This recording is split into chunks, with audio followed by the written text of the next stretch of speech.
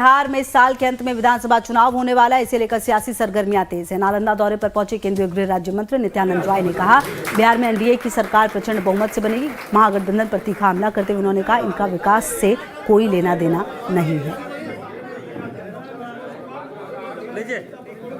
बिहार चुनाव पर नित्यानंद राय का बयान सामने आया है और देखिए अब कुछ ही महीने रह गए हैं और ऐसे में तमाम जनप्रतिनिधियों का बिहार में अलग अलग जगहों पर पहुंचकर अलग अलग कार्यक्रमों में शिरकत करने का सिलसिला चल रहा है। और इसी क्रम में आप देखिए, जब ये कार्यक्रम में पहुंचे तो नित्यानंद राय ने कहा कि महागठबंधन का विकास से कोई नाता नहीं है, तंज कसते हुए नजर आए। और इसके अलावा उन्होंने कहा कि बिहार में प्रचंड बहुमत से जीतेगी एनडीए,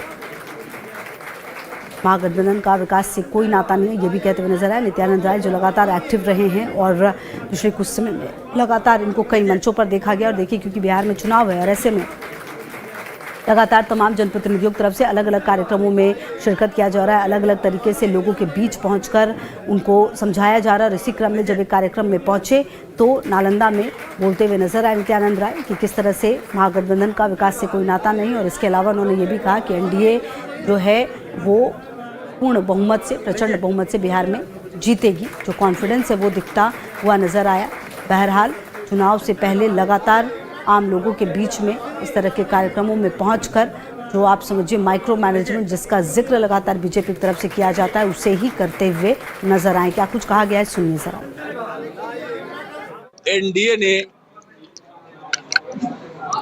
अपना मुख्यमंत्री 2025 के चुनाव के बाद माननीय नीतीश कुमार जी को घोषित किया है और एनडीए 2025 के चुनाव में भारी बहुमत से बिहार में सरकार बनाएगी।